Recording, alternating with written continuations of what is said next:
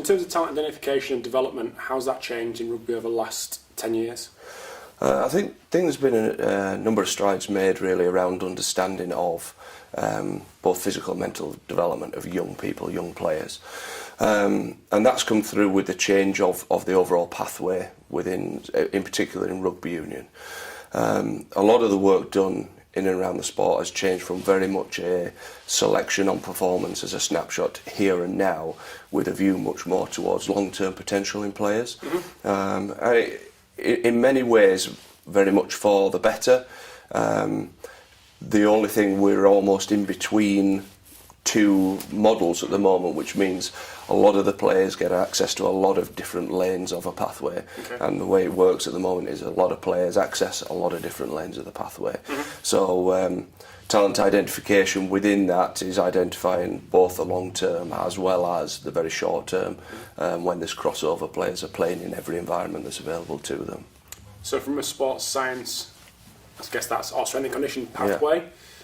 How are you linking in with the guys at Beckett on the CARR project in them lanes? Yeah, so we've got a number of both PhDs and postdoc positions linked in with us at Yorkshire Carnegie, and we've quite a range working from down looking at kind of the entry points to the pathway in our ERDPP programme, which is a England Rugby Developing Player Programme, which is a very, very wide programme there. And that's based around guiding movement skills and developing literacy around athletic development. A lot of the work that we're looking with Kev Till and his research, and certainly some of his Rampage work, is linking into how that can then come through into more specific strength and conditioning lanes or athletic development lanes. When it comes to the rugby talent identification side of things, we're currently working with a model in Yorkshire which is our STAR model, which is helping to identify players for different areas of the pathway.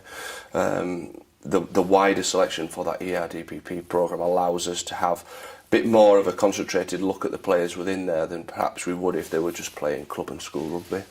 So in terms of the research done by the likes of Kev, who you've mentioned, how is that communicated and how is that integrated into the programme effectively through communication or whatever?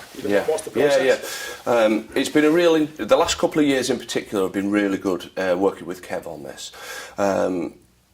For Yorkshire specifically, the information that we've had from his research around maturation, relative age effect, and general development of young people, what that looks like for different young people and what it can look like, has meant that the pathway itself has changed. So the entry points or transition points within the pathway have become a lot more player-centred rather than team-centred or structure-centred. So it's very much more a player-centred approach.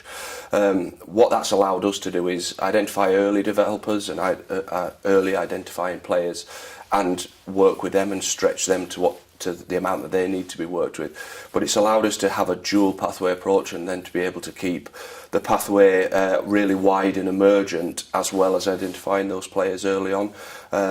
So a lot of the work that Kev has done has indicated that, along with some of the insight we've had from Joe Baker when he was over, around allowing long-term athlete development to happen and late entries into the pathway as well. Mm-hmm.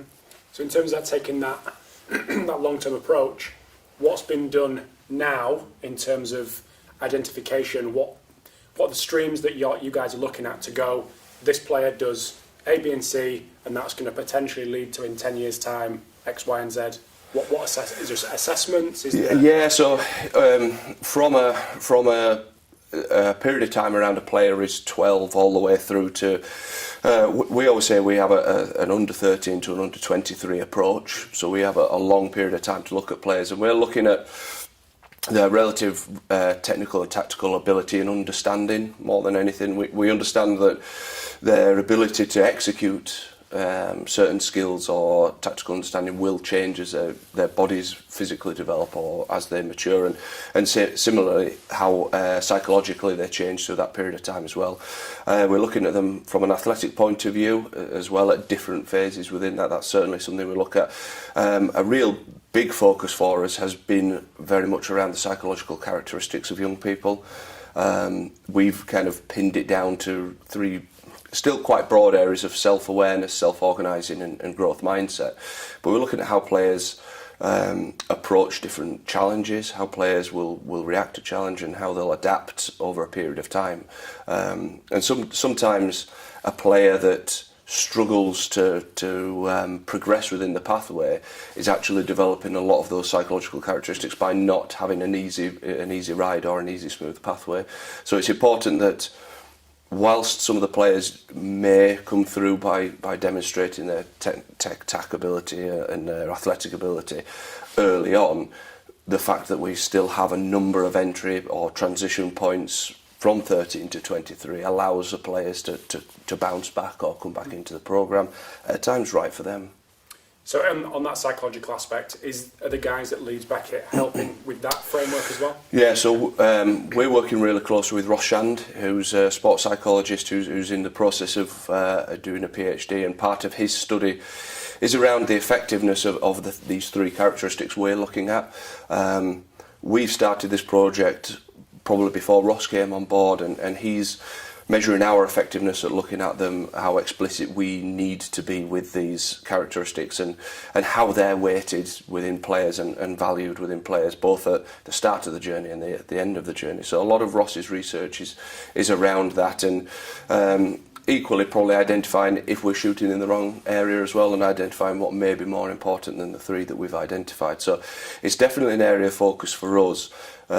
Ross's role with us is very much embedded within our staffing and coaching structure, rather than a sports psychologist who comes in and does sports psychology.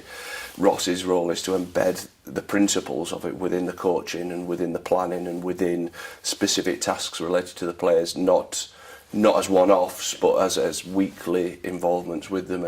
And so far we've seen a big impact within that. It's supported the players. We just need to be able to measure how much that's having an impact. Mm-hmm. So talk to us a little bit about Carnegie, what's going on there. In terms of the CARR Research project as a whole for the game, what kind of positive impact do you think that's had on the wider community, wider rugby community? Yeah, I think as a whole group, I mean, there's a number of staff who are working down at Wasps, working at Bath, working at Yorkshire Carnegie, who are also working on projects with England Rugby and World Rugby as well. And a lot of the information that they're gathering is having a direct influence in shaping what the game may look like in the future. In particular, a lot of Paddy's work around the load and intensity of training and playing. Can we get to the point where we have a recommendation of minutes per player per position, or a recommendation of involvements within a period of time? Because, like he talks about it, it is a chaotic period for young players. How can we try and make sense of that? That's got to be a game-wide approach. It isn't localised or regionalised, it's happening throughout the whole game, and there's a lot we can learn from all the different stakeholders within there if we have something that brings us all together. And I think the work that not only Paddy is doing, but also Greg down at Bath, Josh at Wasps, is something that will bring a lot of people together and a lot of different stakeholders.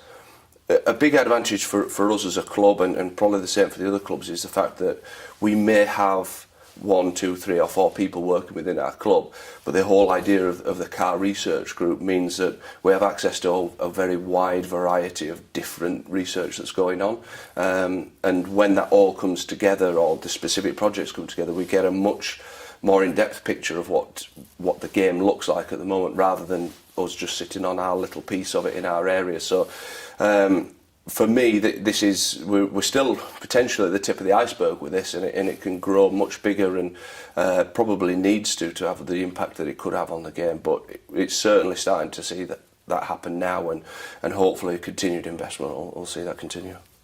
Happy days. Kev's going to be delighted with that. I know. 30% is my